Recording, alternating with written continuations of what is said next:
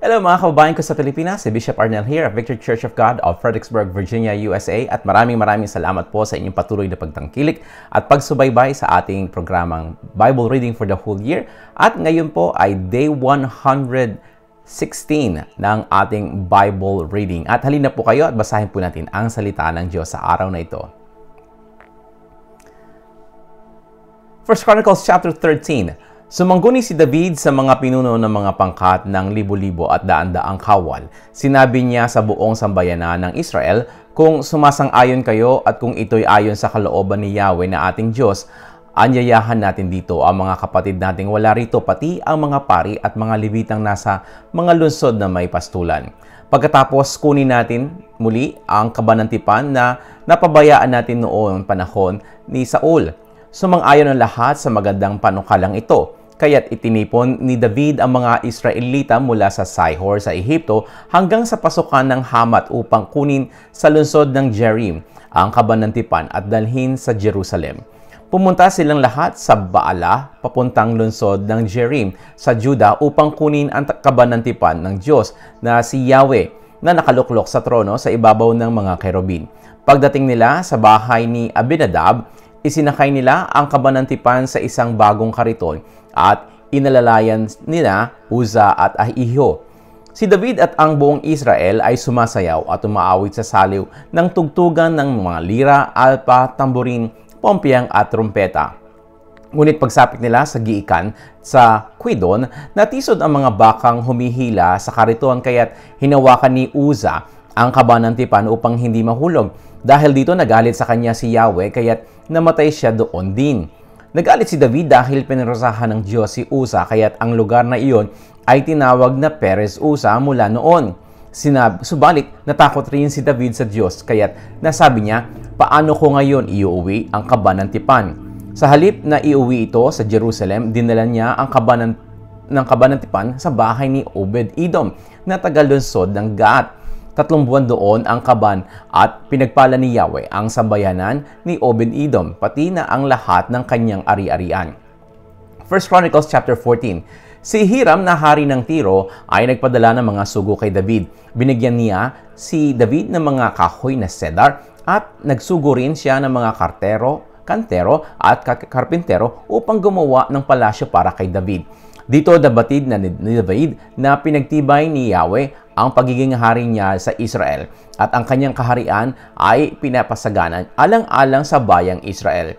Dinagdagan pa ni David ang kanyang mga asawa sa Jerusalem at nagkaanak siya ng marami. Ito ang mga anak niya na isinilang sa Jerusalem: sina Samua, Sobab, Nathan, Solomon, Ibar, Elisua, Elpelet, Noga, Nepheg, Japhia, Elisama, Bialiada, at Eliphelet.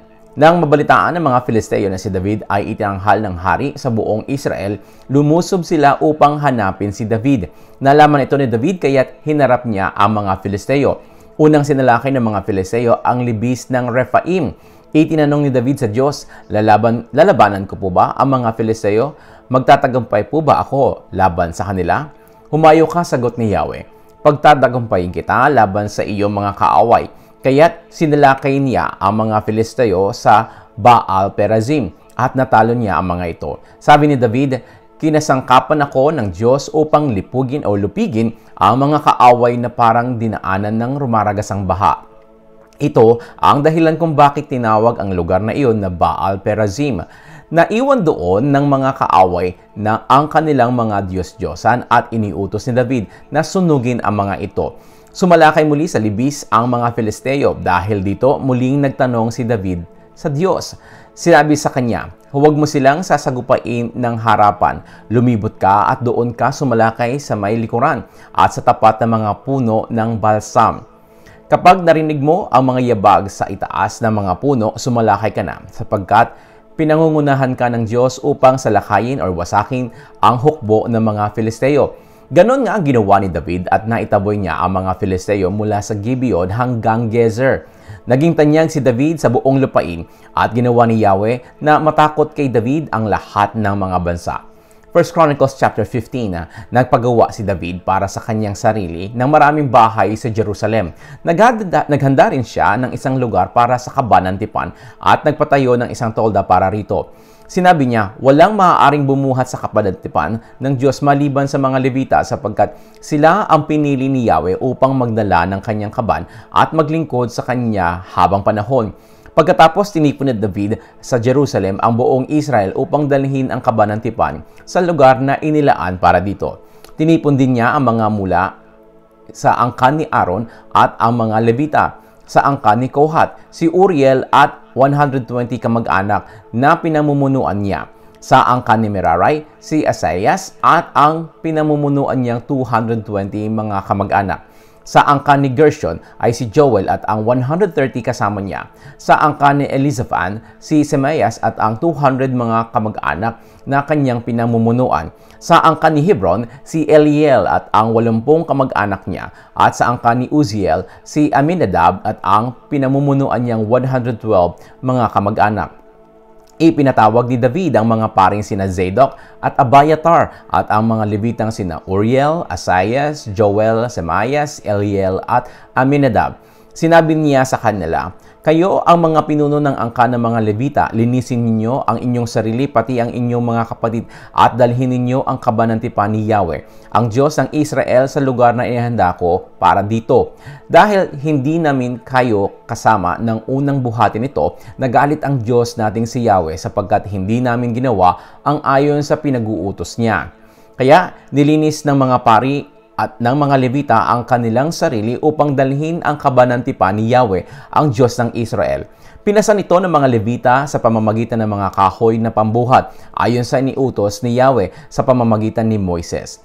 Inutusan din ni David ang mga pinunong Levita na pumili ng mga kapwa nila ang Levita upang umawit at tumugtog ng lira, alpa at pompyang. Kaya kinuha nila si Heman na anak ni Joel, si Asaph na anak ni Berechias, sa angkan ni Merari, si Etan, anak ni Cosias. Sa pangalawang hanay ng mga awit at manunugtog ay pinili nila sina Zacharias, Jaaziel, Semiramot, Jeliel, Uni, Eliab, Benanias, Maasayas, Matatayas, Elifelehu, Mikneas at sina Obed-Edom at Jeliel, mga bantay sa pinto.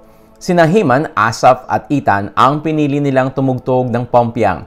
Sina Zacharias, Aziel, Semiramot, Jeliel, Uni, Eliab, Maasayas at Benanias ang tumutugtog ng mga lirang mataas ang tono. At sina Matatayas, Elifelehu, Makneas, Obed-Edom, Jeiel at Azazayas naman ang sa mga lirang mabababa ang tono. Ang kukumpas sa pagtugtog ay si Koinanias, pinuno ng mga manunugtog na Levita, sapagkat siya ang sanay sa gawaing ito. Sina Berechias at Elkanah, kasama ni sina Obed-Edom at Jehias ay ang mga bantay sa pinto sa kinalalagyan ng kaban. Ang iihip naman ng mga trompeta sa harap ng kaban ng tipan ay ang mga paring sina Sebanias, Joshaphat, Nathaniel, Amazias, Zacharias, Benaias at Eliezer. Pagkatapos si David, ang pinuno ng Israel at ang mga pinuno ng libu-libong kawal ay masayang nagpunta sa bahay ni Obed-Edom upang kunin ang kaban ng tipan ni Yahweh. Sa tulong ng Diyos, nadala ng mga Levita ang kaban ng tipan kaya't sila ay naghandog ng 7 toro at 7 tupa sa tupang lalaki. Si David ay nakasuot ng kamisetang yari sa magandang telang lino. Gayon din ang mga Levitang may dala ng kaban. Ang mga manunugtog at si Kenanias ang pinuno ng mga manunugtog. Suot din ni David ang isang ephod na lino. Ang buong Israel ay kasama ng kunin ang kaban ng tipan ni Yahweh. Sila ay nagsisigawan sa galak, hinihipan ang tambuli at trumpeta, at tinutugtog ang pompyang, lira at alpa.